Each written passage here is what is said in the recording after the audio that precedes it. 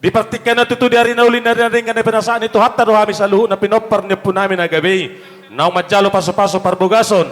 Iyanak kon nagsungoni parumen namin sa namata na martua di bata. Siya ni amang permisi nami. Tama matutu kami mulayon nami. Ima tua ni ulaw nami. Tua ni halas no nami. Asatung tutu tua sa luhut. Aka ulaw silas ni roa di partikyanon. Opi amang alu-alu damang majo. Tua mata na martua di bata. Gay, Mang Gabi.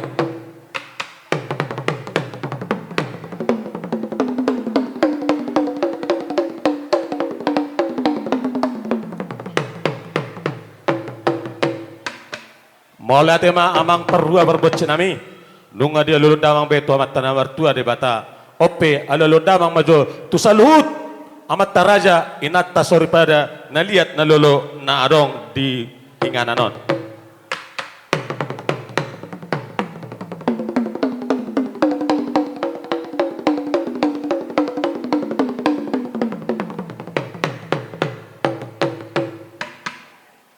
Maulah tema amang perbual perbut nami.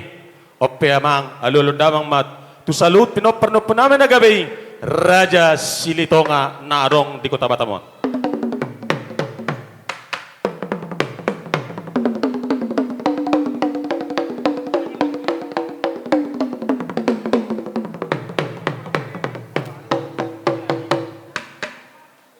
Maulah tema amang perbual perbut nami.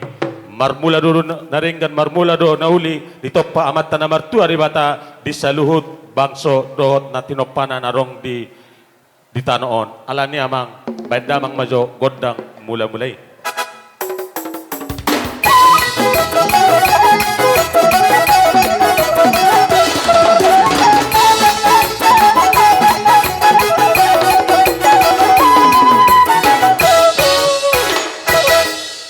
Mau lihat tema amang pergol-pergol cenami nunga di bandabang me godang mulai-mulai opa tutu asa de sopahami amat tanah martua di bata naung pasahut ton saluhut aka pasu-pasu na tuhami pinopper no punami nagabi Raja Silitonga bandamang ma godang subah-subah.